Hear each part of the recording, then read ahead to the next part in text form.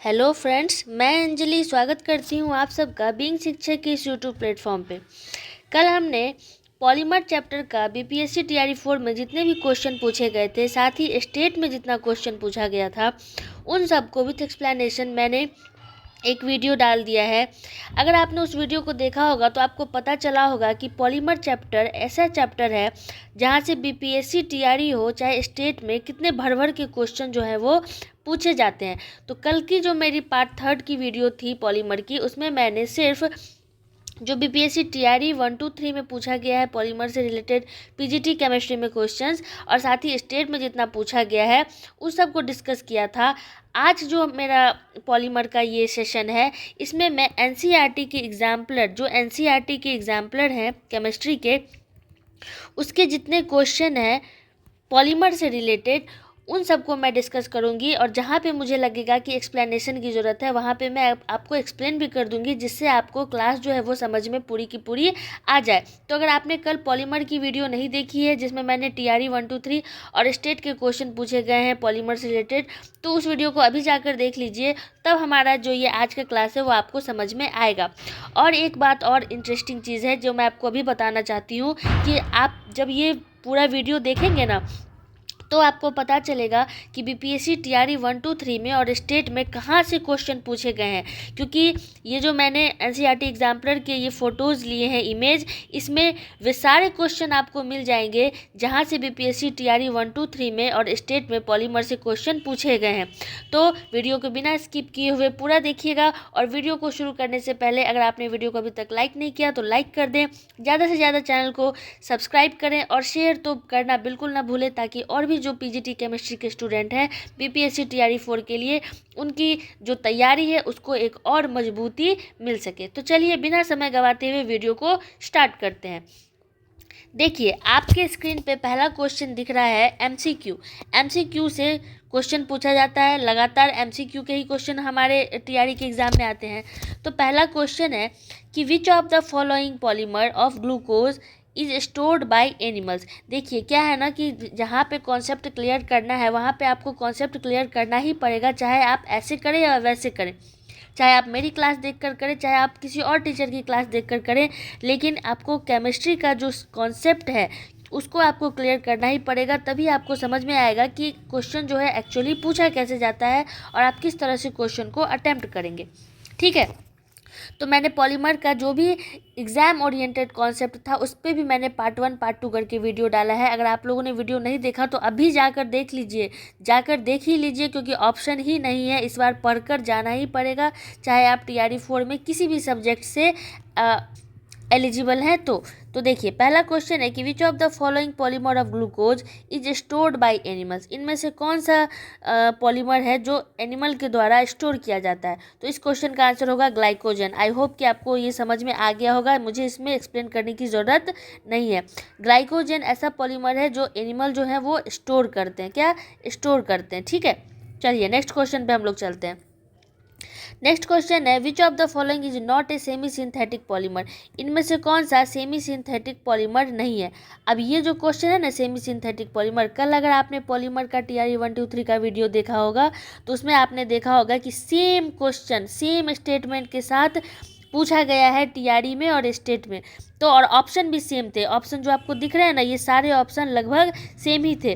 तो इस क्वेश्चन का आंसर आपने देखते ही टिक करा होगा अभी, क्या सिस पॉलीआइसोप्रीन किया होगा ना, मुझे इसमें भी एक्सप्लेन करने की ज़रूरत नहीं है। चलिए नेक्स्ट क्वेश्चन पे चलते हैं। नेक्स्ट क्वेश्चन है द कमर्शियल नेम ऑफ पॉलीएक्रिलोनाइट्राइल। ये क्वेश्चन भी आपने अगर देखा होगा कल का वीडियो तो आपको पता चला होगा कि टीआरई 1, 2, 3 में और स्टेट में ये क्वेश्चन एग्जैक्टली इसी शब्दों के साथ पूछा गया है और सेम ऑप्शन जो है वो दिए गए हैं।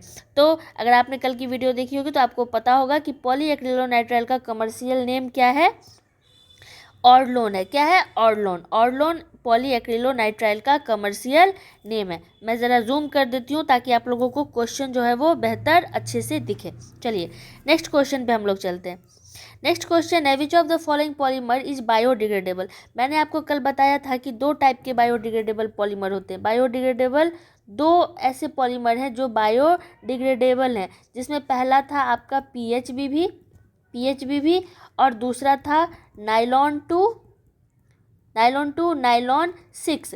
अब ये क्वेश्चन है ना, इसका जो ऑप्शन दिया गया है स्ट्रक्चर में दिया गया है, स्ट्रक्चर वाइज इसके ये और फर्स्ट और सेकेंड ये स्ट्रक्चर वाइज है। तो इस तरह का क्वेश्चन बहुत कम चांसेस है कि पूछेगा। आपको मे बी PHB भी पूछ दे और नायलॉन 2, नायलॉन 6 पूछ दे। हो सकता है आपको नाम के थ्रू ये पूछ दिया जाए कि बायोडिग्रेडेबल पॉलीमर कौन सा है, लेकिन यहाँ पे स्ट्रक्चर दे दिया गया है। तो मे बी क्वेश्चन को और ज़्यादा टफ बनाने के लिए आपको हो सकता है कि स्ट्रक्चर भी आपके एग्ज़ाम में पूछ दे। तो इस क्वेश्चन का आंसर क्या हो जाएगा? ये तो नहीं है बायोडिग्रेडेबल पॉलीमर, ये भी नहीं है, लेकिन ये जो है आपका ये बायोडिग्रेडेबल पॉलीमर है। ये है क्या? नायलॉन 2, नायलॉन 6 का। ठीक है, नायलॉन 2, नायलॉन 6 का ये फॉर्मूला है, रासायनिक स्ट्रक्चर है। ठीक है, नेक्स्ट क्वेश्चन पे हम लोग चलते हैं। देखिए एक और क्वेश्चन आ गया स्ट्रक्चर वाला। ये एनसीईआरटी एग्जाम्पलर है, एग्जाम्पलर से डायरेक्ट क्वेश्चन उठा के पूछता है टीआरई में और स्टेट में। देखिए, और मैं बार बार बोल रही हूँ, वीडियो को स्किप बिल्कुल मत कीजिएगा, पूरा देखिएगा। और जहाँ पे आपको लगे कि नोट्स बनाने की ज़रूरत है या फिर कोई कॉन्सेप्ट समझ में ना आया हो, तो आप मेरी पुरानी वीडियो जो है पॉलीमर की, उसे जाकर जरूर देख लीजिए। आपका TRE 4 में पॉलीमर से जो 10-12 क्वेश्चन लगातार पूछा जाता है ना, तो मिनिमम आपका 10 नंबर जो है TRE 4 में वो सिक्योर होने वाला है, अगर आप मेरी पूरी पॉलीमर की वीडियो क्वेश्चन सहित देख लेते हैं तो। चलिए नेक्स्ट क्वेश्चन है, which of the following polymer ethylene glycol is one of the monomer unit, यानी in which of the following polymer ethylene glycol is one of the monomer units। तो इसका आंसर क्या होगा? ये इसका आंसर ये होगा, यही इसका स्ट्रक्चर है, मोनोमर यूनिट है किसका? इथाइलिन ग्लाइकोल का। चलिए नेक्स्ट क्वेश्चन पे चलते हैं। नेक्स्ट है, which of the following statement is not true about low density polythene. Low density polythene के बारे में इनमें से क्या सही नहीं है? तो क्या ये टफ होते हैं? हाँ बिल्कुल टफ होते हैं, तो ये ऑप्शन क्या होगा? सही होगा। हार्ड होते हैं? तो हाँ हार्ड भी होते हैं, तो ये ऑप्शन भी सही होगा। थर्ड है, पुअर कंडक्टर ऑफ इलेक्ट्रिसिटी। नहीं, ये पुअर कंडक्टर ऑफ इलेक्ट्रिसिटी नहीं होते, ये गुड कंडक्टर ऑफ इलेक्ट्रिसिटी होते हैं। तो ये जो ऑप्शन है ये इसका गलत हो जाएगा, बाकी सारे ऑप्शन सही हैं। आप देख सकते हैं, मैं जूम कर देती हूँ यहाँ पे, बाकी सारे ऑप्शन क्या है इसके बिल्कुल करेक्ट है। ये पुअर कंडक्टर ऑफ इलेक्ट्रिसिटी नहीं होता है, तो नॉट ट्रू पूछ रहा है, तो यही इसका आंसर होगा। नेक्स्ट क्वेश्चन एक और आ गया स्ट्रक्चर वाला, कि ये जो स्ट्रक्चर आपका दिया गया है is a polymer having monomer unit. ये कौन सा पॉलीमर है जिसमें इनमें से एक मोनोमर यूनिट का यूज़ किया गया है? तो इस क्वेश्चन का आंसर होगा ये डबल बॉन्ड है ना, डबल बॉन्ड और दोनों तरफ मिथाइल ग्रुप लगे हुए हैं, तो यही क्वेश्चन क्या हो जाएगा? इसका आंसर हो जाएगा, यही ऑप्शन इसका आंसर है। चलिए नेक्स्ट क्वेश्चन पे हम लोग चलते हैं। एक और क्वेश्चन आ गया स्ट्रक्चर वाला, कि which of the following polymer can be formed by using the following monomer unit. इनमें से कौन सा ऐसा पॉलीमर है जो इस यूनिट के थ्रू बनता है? ऐसा कौन सा ये मोनोमर है जो इन पॉलीमर की सहायता से इसको बना सकते हैं? तो इसका आंसर क्या हो जाएगा? इसका आंसर हो जाएगा नायलॉन 6। जब मैंने कल आपको पढ़ाया था नायलॉन 2, नायलॉन 6 और नायलॉन 6, तो मैंने आपको बताया था कि ये जो मोनोमर यूनिट है इससे कौन सा पॉलीमर बनता है? नायलॉन 6 पॉलीमर बनता है। इस क्वेश्चन का आंसर क्या हो जाएगा? नायलॉन 6। आई होप कि आपको समझ में आ गया होगा। तो ये था MCQ का टाइप 1। अब नेक्स्ट MCQ है जहाँ पे दो आंसर होता है ना, TRE में पूछता है more than above, none of the above. तो मोर देन एबव वाले जो क्वेश्चन है वो भी इसी NCERT के एग्जाम्पलर में से ही उठाए जाते हैं। चलिए हम लोग एक एक करके इन क्वेश्चंस को भी देखते हैं। देखिए नेक्स्ट क्वेश्चन है, which of the following polymer need at least 1 diene monomer for their preparation. इनमें से कौन सा पॉलीमर ऐसा है जो कम से कम एक डाइन मोनोमर चाहता है अपने बनने के लिए प्रिपरेशन में?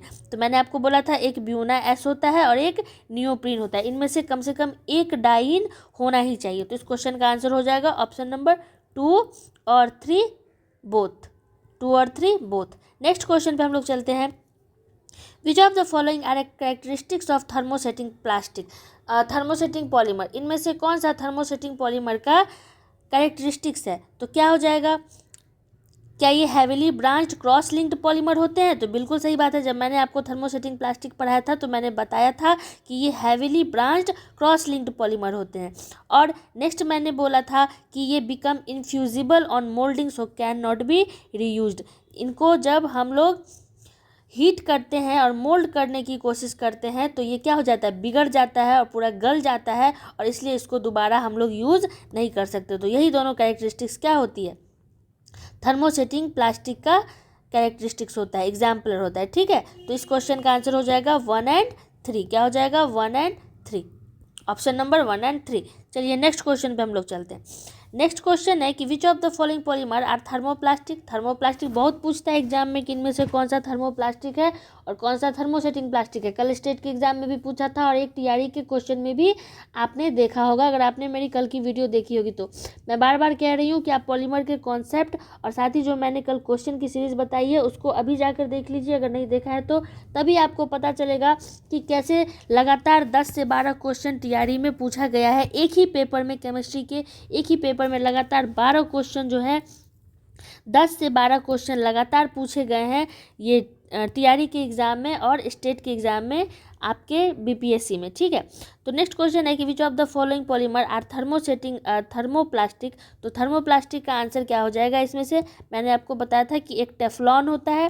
टेफ्लॉन क्या है, एक थर्मोसेटिंग प्लास्टिक है। ठीक है, टेफ्लॉन क्या है, एक थर्मोसेटिंग प्लास्टिक है, और साथ ही पॉलीस्टाइरिन भी क्या है, एक थर्मोसेटिंग प्लास्टिक है। बाकी ये नेचुरल रबर और नियोप्रीन ये रबर का पार्ट होते हैं। ठीक है, तो इसका आंसर क्या हो जाएगा, 1 एंड 4 इस 11 नंबर क्वेश्चन का आंसर होगा। आई होप कि आपको समझ में आ गया होगा। चलिए नेक्स्ट क्वेश्चन पे चलते हैं।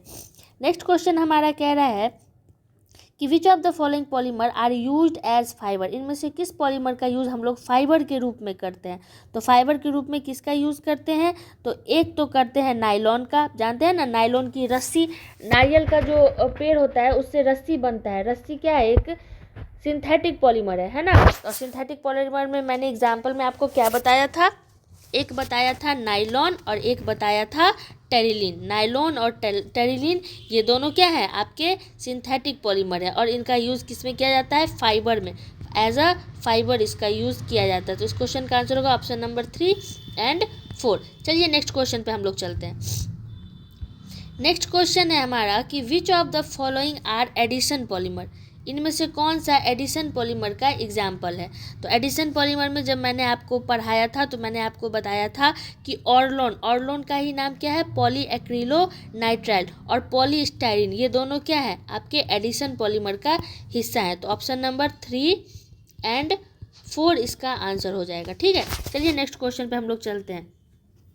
नेक्स्ट क्वेश्चन है कि which of the following polymers are condensation polymer. इनमें से कौन सा कंडेंसेशन पॉलीमर है। तो कंडेंसेशन पॉलीमर में मैंने आपको क्या बताया था, एक बताया था बेकेलाइट, मेलामाइन, ये सब क्या है, कंडेंसेशन पॉलीमर है। और ये पहला ऑप्शन होगा इसका, बेकेलाइट होगा, और एक मेलामाइन भी होता है ना, तो मेलामाइन फॉर्मल्डिहाइड रेसिन, ये दोनों इसके आंसर हो जाएंगे, यानी 1 एंड 4 इस क्वेश्चन का आंसर होगा।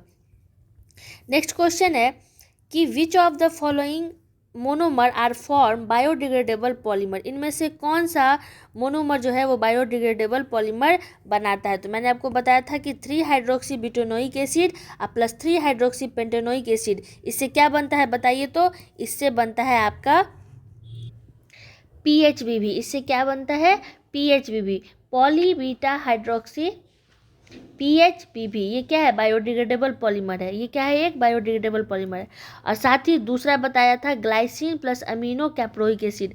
मैंने बताया था कि जब ग्लाइसिन में कैप्रोइक एसिड मिक्स करते हैं तो क्या बनता है, नाइलॉन 2 नाइलॉन 6 बनते हैं। क्या बनते हैं, नाइलॉन 2 नाइलॉन 6 बनते हैं। ठीक है, तो ये दोनों क्या है, आपके बायोडिग्रेडेबल पॉलीमर है। PHBB का पूरा नाम आपको पता ही होगा, पॉली बीटा हाइड्रोक्सी ब्यूटाइरेट को बीटा हाइड्रोक्सी वैलिडेट, ये है PHBB का फुल फॉर्म। और PHBB और नाइलॉन 2 नाइलॉन 6 एक क्या है, बायोडिग्रेडेबल पॉलीमर है। तो इस क्वेश्चन का आंसर होगा 1 एंड 2। आई होप कि आपको समझ में आ रही होगी अभी की क्लास, और सेशन अगर पसंद आ रहा हो तो वीडियो को लाइक शेयर एंड सब्सक्राइब जरूर कर लें। नेक्स्ट क्वेश्चन है कि which of the following are example of synthetic rubber. Synthetic rubber का एग्जाम्पल इनमें से क्या है। तो जब मैंने सिंथेटिक रबर आपको पढ़ाया था तो मैंने बताया था कि पॉलीक्लोरोप्रीन और साथ में ब्यूनाइन, ये दोनों क्या है, सिंथेटिक रबर है, चलिए नेक्स्ट क्वेश्चन पे चलते हैं। नेक्स्ट क्वेश्चन कह रहा है हमारा कि which of the following polymer can have strong intermolecular forces, इनमें से कौन से पॉलीमर का स्ट्रॉन्ग इंटरमोलिकुलर फोर्स होता है। तो इस क्वेश्चन का आंसर होगा नाइलॉन और नेक्स्ट होगा पॉलिस्टर। नाइलॉन और पॉलिस्टर इन दोनों का इंटरमोलिकुलर फोर्सेस जो है वो बहुत ज़्यादा हाई होता है। चलिए नेक्स्ट क्वेश्चन पे चलते हैं। नेक्स्ट है हमारा कि which of the following polymer have vinyl monomer unit, इनमें से किस पॉलीमर का विनाइल मोनोमर यूनिट है। तो इस क्वेश्चन का आंसर हो जाएगा, एक तो होगा एक्रिलियन, दूसरा हो जाएगा पॉलीस्टाइरीन और थर्ड हो जाएगा आपका टेफ्लॉन। ये तीनों के तीनों क्या है, विनाइल मोनोमर यूनिट से मिलकर बने होते हैं। अब नेक्स्ट और लास्ट क्वेश्चन है कि वल्केनाइजेशन मेक्स रबर, वल्केनाइजेशन के कारण रबर क्या होता है। तो सबसे पहले अगर ये मान लीजिए पूछ दिया एग्जाम में, तो आपको पता होना चाहिए ना कि वल्केनाइजेशन होता क्या है। तो मैंने वल्केनाइजेशन को बहुत अच्छे से समझाया है अपने पॉलीमर की वीडियो में, तो आप लोग ज़रूर जाकर उस वीडियो को देख ही लीजिए, तभी आपका कॉन्सेप्ट क्लियर होगा। तो मैंने बताया था कि वल्केनाइजेशन में क्या मिक्स करते हैं, रबर सल्फ़र मिक्स करते हैं। क्या मिक्स करते हैं, सल्फ़र मिक्स करते हैं, और इसके वजह से रबर क्या हो जाता है, स्ट्रॉन्ग हो जाता है, रिजिड हो जाता है, पहले से ज़्यादा स्ट्रॉन्ग हो जाता है, इलास्टिसिटी इसकी बहुत ज़्यादा टफ हो जाती है। तो इसी के कारण वल्केनाइजेशन में क्या मिलाते हैं, रबर मिलाते हैं। तो देखिए इसका आंसर क्या हो जाएगा, मोर इलास्टिक हो जाएगा और साथ ही मोर स्टिफ हो जाएगा। तो इस क्वेश्चन का आंसर होगा 1 और 4। क्या होगा, 1 और 4। आई होप कि आपको जो MCQ थे पार्ट 1 और पार्ट 2 एग्जाम्पलर के, वो समझ में आ गया होगा। कई बार एग्ज़ाम में ना इस टाइप का क्वेश्चन भी पूछ देता है मैच करने के लिए, तो अभी तक तो नहीं पूछा है, लेकिन कब क्या पूछ दे इसकी कोई गारंटी है क्या, है कोई इन स्टूडेंट्स के बीच में से जो इसकी गारंटी ले। तो हम लोग क्यों ना हर तरह का प्रिपरेशन करके जाएं अपने एग्ज़ाम में। तो मैचिंग वाला जो क्वेश्चन है ना वो खूब पूछता है आपके BPSC के एग्ज़ाम में। तो हम लोग इसे भी आज देख लेते हैं कि इस क्वेश्चंस में आखिर क्या क्या कह रहा है। लेकिन मैचिंग वाला क्वेश्चन बनाने से पहले आपकी जो कॉन्सेप्ट है वो डेफिनेटली क्लियर होनी चाहिए, तभी आपको ये क्वेश्चन बनेगा। तो देखिए ये जो पहला है 38 नंबर क्वेश्चन, इसमें बोल रहा है कि हाई डेंसिटी पॉलीथीन। तो ये हाई डेंसिटी पॉलीथीन जो है, इसका एग्जांपल मैंने आपको क्या दिया था, मैंने आपको दिया था इथीन। क्या दिया था, इथीन दिया था। नियोप्रीन का एग्जांपल मैंने आपको क्या दिया था, क्लोरोप्रीन। ये जो नियोप्रीन है ये किससे बनता है, क्लोरोप्रीन से बनता है। अब नेचुरल रबर किसका यूनिट होता है, तो आइसोप्रीन का यूनिट होता है, ये तो आपको पता ही है। टेफ्लॉन को क्या बोलते हैं, टेट्राफ्लोरो इथेन बोलते हैं। क्या बोलते हैं, टेट्राफ्लोरो इथेन बोलते हैं। एक सेकेंड, तो टेफ्लॉन को क्या बोलते हैं, टेट्राफ्लोरो इथेन। और एक्रिलियन का नाम क्या है, एक्रिलोनाइट्राइल। आई होप कि आपको ये समझ में आ गया होगा। जब मैंने आपको पढ़ाया था तो मैंने आपको सारी चीज़ें इनमें से बताई थी। चलिए नेक्स्ट क्वेश्चन पे हम लोग चलते हैं।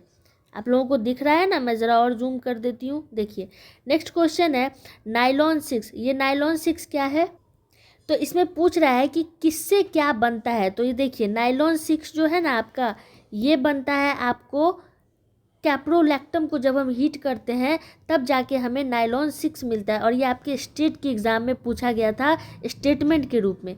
PVC क्या है, PVC क्या होता है, एक सेकेंड, ये PVC क्या है, पॉलीविनाइल क्लोराइड। ये क्या होते हैं, इसका फुल नाम क्या है, पॉलीविनाइल क्लोराइड है। देखिए आपके एग्जाम्पल में ये दे दिया गया है पॉलीविनाइल क्लोराइड। नेक्स्ट है एक्रिलियन। एक्रिलियन का क्या नाम होता है, आप लोग बनाते चलिए जल्दी जल्दी से। तो ये एक्रिलियन का क्या है, पॉली एक्रिलोनाइट्राइल को शॉर्ट में एक्रिलियन बोलते हैं। नेचुरल रबर क्या होते हैं, नेचुरल रबर, ये नेचुरल रबर क्या है, तो नेचुरल रबर है सिस पॉली आइसोप्रीन का यूनिट। किसका, सिस पॉली आइसोप्रीन का। और इसका एक और नाम है 2-मिथाइल-1,3 ब्यूटाडाइन। और ये LDP क्या है, तो ये LDP है आपका लो डेंसिटी पॉलीथीन। क्या है, low density polythene. I hope कि आपको 39 क्वेश्चन भी समझ में आ गया होगा। नेक्स्ट क्वेश्चन पूछ रहा है कि polyester of glycol and phthalic acid. तो ये जो polyester of glycol and phthalic acid है ना, जब मैंने आपको ग्लिप्टल और डैक्रोन पढ़ाया था पॉलीमर के पार्ट 2 में, तो आपको मैंने बताया था कि ग्लिप्टल जो है वो ग्लाइकोल एंड फथैलिक एसिड से मिलकर बनता है। तो इस क्वेश्चन का आंसर क्या हो जाएगा, ग्लिप्टल हो जाएगा। नेक्स्ट है कि copolymer of one three butadiene and styrene. 1,3-ब्यूटाडाइन और स्टाइरिन का कोपॉलीमर क्या होता है? तो आप लोग जल्दी जल्दी मुझे कमेंट्स में बताते चलिएगा। इस क्वेश्चन का आंसर क्या हो जाएगा? Buena S. यानी कि जब 1,3-ब्यूटाडाइन को स्टाइरिन से मिक्स करते हैं तब ब्यूना एस बनता है। और ब्यूना एस मैंने बताया था ना, SBR। ब्यूना एस को SBR भी बोलते हैं हम लोग। चलिए नेक्स्ट क्वेश्चन पे हम लोग चलते हैं। नेक्स्ट क्वेश्चन है phenol and formaldehyde resin. Phenol and formaldehyde resin से क्या बनता है? जल्दी जल्दी ऑप्शन में मुझे बताते चलिएगा। तो फिनॉल एंड फॉर्मल्डिहाइड रेसिन से क्या बनता है? इसका आंसर होगा, यहाँ पे दिया हुआ इसका option, phenyl and formaldehyde resin से क्या बनता है? तो डेक्रोन बनता है। क्या बनता है? डेक्रोन। ठीक है।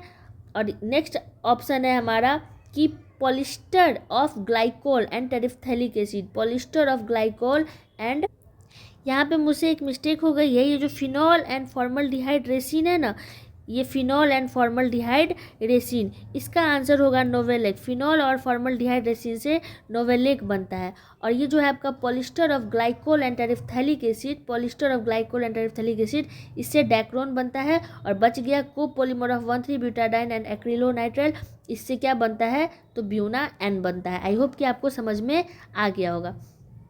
नेक्स्ट क्वेश्चन है कि बेकेलाइट, बेकेलाइट क्या है? अब इसका यूजेस पूछ रहा है कि किसका यूज़ किस में होता है। तो बेकेलाइट का यूज़ होता है आपका इलेक्ट्रिकल स्विचेस में। किस में? इलेक्ट्रिकल स्विचेस में। ताकि अरे जो हम लोग कुकर का हैंडल पकड़ते हैं ना, और सस्पेन होता है उसका हैंडल पकड़ते हैं ब्लैक कलर का, जिसको पकड़ते हैं तो गर्म नहीं लगता है, उसमें बेकेलाइट का यूज़ होता है। किसका? बेकेलाइट का। दूसरा है low density polythene. Low density polythene में किसका यूज़ होगा? लो डेंसिटी पॉलीथीन में टायर और कॉर्ड्स, इसमें लो डेंसिटी पॉलीथीन का यूज़ होता है। मेलामाइन फॉर्मल्डिहाइड रेसिन जो है, इसका यूज़ होता है अनब्रेकेबल क्रॉकरी में, कि कभी नहीं टूटे, ये बहुत ज़्यादा स्ट्रांग होता है, इसीलिए अनब्रेकेबल क्रॉकरी में इसका यूज़ होता है। नेक्स्ट क्वेश्चन है नाइलॉन 6। नाइलॉन 6 का यूज़ होता है आपको, नाइलॉन 6 का यूज़ होता है आपको इसमें टायर और कॉर्ड्स में। और पॉलीटेट्राफ्लोरोइथीन जो है, इसका यूज़ होता है, पॉलीटेट्राफ्लोरोइथीन, इसका यूज़ होता है नॉन स्टिक कुकवेयर्स में। किसका? नॉन स्टिक कुकवेयर्स में। और बच गया पॉलीस्टाइरिन। पॉलीस्टाइरिन का यूज़ होता है packaging of materials for shock and observance. ठीक है, तो आई होप कि आपको ये समझ में आ गया होगा। नेक्स्ट क्वेश्चन पूछ रहा है कि कौन ये जो बन रहा है ना, इसमें से इनमें से किसका यूज़ इसको बनने में किया जाता है? तो देखिए, पहला है आपका नाइलॉन 6।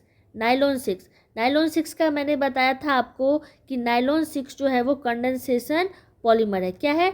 नाइलॉन 6 आपका, ये जो नाइलॉन 6 है ये आपका कंडेंसेशन पॉलीमर है। PVC क्या है? Polyvinyl chloride. तो ये आपका फ्री रेडिकल मैकेनिज्म से बनता है। ये किससे बनता है? फ्री रेडिकल मैकेनिज्म से बनता है। थर्ड है आपका HDP, हाई डेंसिटी पॉलीथीन। तो ये हाई डेंसिटी, जब मैंने आपको जिगलर नट्टा कैटलिस्ट बताया था तो मैंने बताया था कि जिगलर नट्टा कैटलिस्ट का यूज़ करते हैं हाई डेंसिटी पॉलीथीन बनाने में। चलिए नेक्स्ट क्वेश्चन पे हम लोग चलते हैं। बस 2 ही क्वेश्चन अब बचा हुआ है। नेक्स्ट क्वेश्चन है टेरिलीन। टेरिलीन अब पूछ रहा है लिंकेज, कि किसमें कौन सा लिंकेज है। तो ये जो टेरिलीन है, इस टेरिलीन में कौन सा लिंकेज है? तो ऑब्वियसली ईस्टर लिंकेज है। ये जो टेरिलीन है इसमें ईस्टर लिंकेज है। ठीक है। नाइलॉन जो है ये आपका, नाइलॉन में आपका एमाइड लिंकेज होता है। नाइलॉन जो है इसमें अमाइड लिंकेज होता है। सेल्यूलोज, ये जो सेल्यूलोज है इसमें ग्लाइकोसिडिक लिंकेज होता है। क्या होता है? ग्लाइकोसिडिक लिंकेज होता है, ये ग्लाइकोसिडिक लिंकेज। और ये आपका प्रोटीन जो है, इस प्रोटीन में किसका लिंकेज होता है? तो प्रोटीन में होता है, प्रोटीन में भी क्या है? अमाइड लिंकेज है। प्रोटीन में भी अमाइड लिंकेज होता है। ये प्रोटीन है और प्रोटीन में भी अमाइड लिंकेज होता है। और ये जो है आपका RNA, इस RNA में फॉस्फोडाइस्टर लिंकेज होता है। क्या होता है? फॉस्फोडाइस्टर लिंकेज होता है। आई होप कि आपको ये समझ में आ गया होगा। अब बचा लास्ट क्वेश्चन NCERT एग्जाम्पलर का, जिसमें पहला है नेचुरल रबर लैटेक्स। ये जो नेचुरल रबर लैटेक्स है ना, ये सिस पॉली आइसोप्रीन का यूनिट है। किसका? सिस पॉली आइसोप्रीन का यूनिट है। नेक्स्ट है वुड लैमिनेट्स। ये जो वुड लैमिनेट्स है, ये है आपका यूरिया फॉर्मल्डिहाइड रेसिन। क्या है? Urea formaldehyde resin. ये जो रोप्स एंड फाइबर्स है, third, ropes and fibres nylon से बनता है। नायलॉन मैंने बताया था ना, रस्सी, मोटी ताजी रस्सी जो पैराशूट में यूज़ होता है, किसी को हेलीकॉप्टर से खींचना है तो नायलॉन वाले रस्सी के साथ खींचते हैं क्योंकि ये बहुत ज़्यादा मजबूत होता है। अब है पॉलिस्टर फैब्रिक। पॉलिस्टर फैब्रिक जो है वो डेक्रोन से मिलकर बनता है। सिंथेटिक रबर जो आप देख रहे हैं, ये सिंथेटिक रबर आपका, ये नियोप्रीन का यूनिट है। मैंने बताया था ना, क्लोरोप्रीन से नियोप्रीन बनता है और नियोप्रीन क्या है? एक सिंथेटिक रबर है। और अनब्रेकेबल क्रॉकरी में अभी मैंने बताया मेलामाइन फॉर्मल्डिहाइड रेसिन से मिलकर बनता है।